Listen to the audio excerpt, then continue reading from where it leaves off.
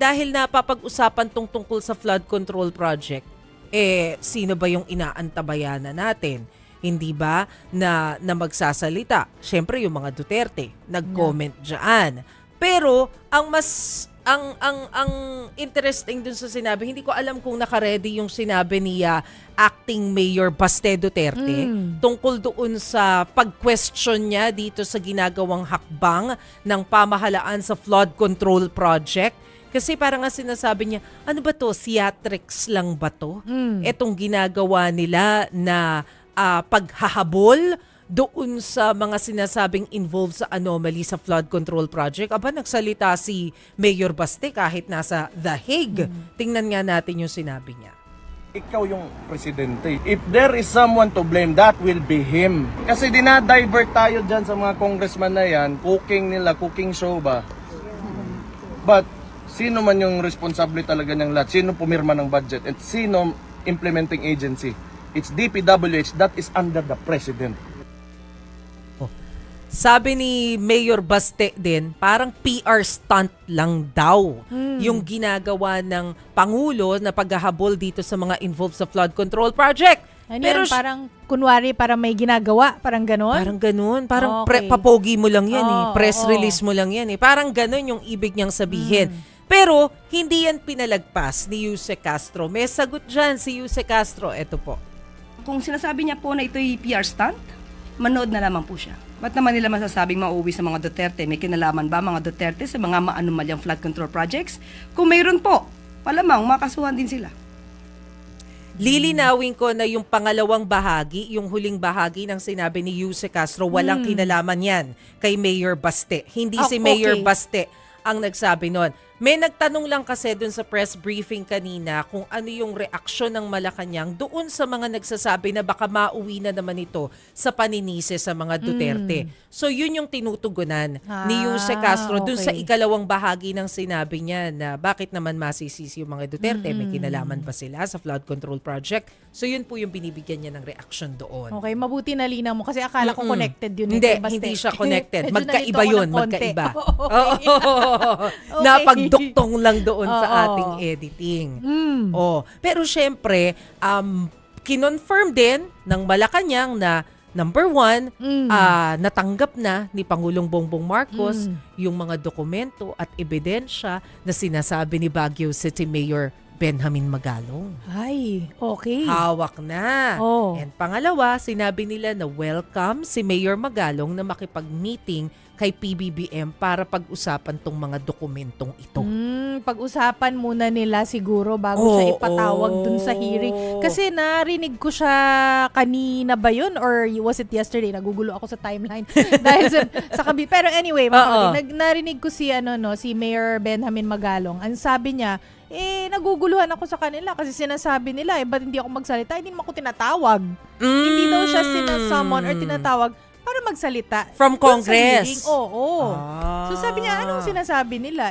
Alangan naman siya daw ang pupunta doon, magpepresenta ng sarili niya. Anong oras, kailan, saan, exactly. Oo nga naman. Pero yun, ang assurance naman, coming from Malacanang, welcome siya na makipag-meeting kay PBBM. Pero syempre, kapag naman nakikipag-meeting ka sa Pangulo, hindi rin naman yung ganong kadali. Ini-schedule pa rin yun sa dami ng kausap niya, hindi ba? Bakit din kaya hindi siya tinatawag na lang, no? Sa Kongreso nga. Bakit nga ba? Yun nga yung tanong niya rin. Dada kayo ng dada. Pero ang sabi ni Congressman Terry Ridon sa atin kahapon, September 2, di ba? Tama, I guess yun tama na ba? Yun yung, I mean, September 2 yung kasunod nila na hearing. Yep. I guess papatawag siya. Sana, para malaman na natin. Kasi parang ang intindi ko, kung tama di ba yung kausap natin siya kagabi, parang ang sabi niya, ang focus nila probably on September 2 is yung sa Bulacan na nangyari dahil kasama dun sa ipapatawag niya yung 2 district engineer na floating na ngayon. Yung pinangalanan ni Senator Ping Lacson tsaka yung 15 contractor. Pero doon sa mga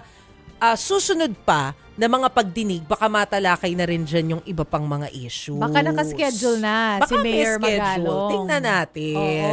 Pero kasi hindi lang naman si Mayor Magalong yung welcome na makausap si Pangulong Marcos. Kasi sabi rin ni Yusek Castro kanina, okay din sa Pangulo na makausap si Congressman Leandro Leviste ng Batangas.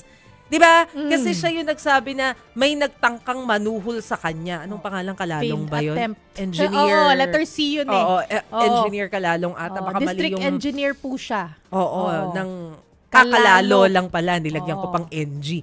Kalalo. Ayan. So siya yung sinasabi ni Congressman Leviste na nagtangka na manuhol sa kanya. So open din daw si PBBM na makipag-usap sa congressman na ito nang sa gayon alamin na natin ano ba talaga yun nangyari. Siguro magiging part pala ng kanilang investigation na rin yung detalye na makukuha nila mula dito. Iba rin kasi pag ini-interview sa media, medyo hindi niya masabi ata lahat. Yeah. Baka dun pag private visiting with the president talaga, yung one-on-one, closed doors, baka masabi niya talaga kung ano talaga yung nangyari in detail. Yun na nga. Oo. Kasi di ba kagabi may sinasabi siya sa atin, si Oh. Congressman Leviste, Malapit na meron daw lawmaker Yes. na parang nag-uutos dito sa district engineer na to na, ikaw para pala silang bagman. Oo. Ikaw bagman ka ha, kausapin mo tong ganyan. Meron palang taga-kumpas. Oo.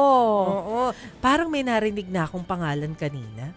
Meron din Tama akong ba? meron akong nabasa. Oh, I'm sure parehas yun. Parehas. Susubukan natin. Sana sumagot yung pinangalanan ni Congressman Leviste kanina nang sa gayon makuha rin natin yung kanyang panig na totoo Oo. ba yun? Ikaw ba taga-kumpas ng district engineer? Pero mukhang believable talaga yan yung sinasabi ni Congressman Leandro Leviste, no? Na talagang may lumalapit. Kasi again, si Mayor Benjamin Magalong, sinabi po niya talaga dati nung nasa PNP pa siya.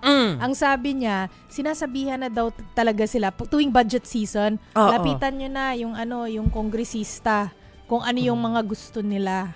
Grabe Ganon. naman. Ano yung mga siguro nasa wish list nila. Oo. Di ba ang sabi nila nasa 10 to 15% daw yung kickback ng mga to?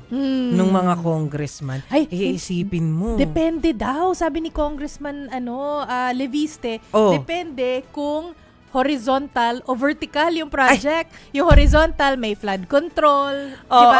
Flood control, mga roads, ganun. Oo.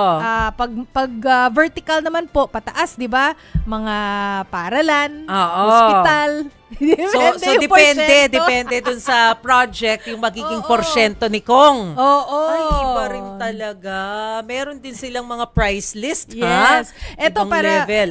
babasahin ko na lang 'to yung sinabi ni Mayor Benjamin Magalong tungkol sa shinare ko sa inyo kanina, no, na ganun talaga yung kalakaran. Sabi niya, bigla Mayor kami- Magalong ito. Yeah, Mayor Okay, Magalong. Mayor Magalong. Noong nasa PNP pa siya, tuwing budget season daw, ito yung sabi niya, and I quote, mga kapatid, bigla kami makatatanggap ng message sa taas. Sasabihin, puntahan na ang inyong mga congressman at tanungin nyo na ang kagustuhan nila. Ano ang mga complaint nila? Yung maayos na congressman, maayos ang mga tanong, maayos ang kahilingan. Pero yung mga kalokohan, puro parochial concerns yun. Paano ipopromote ang kanilang sariling interes.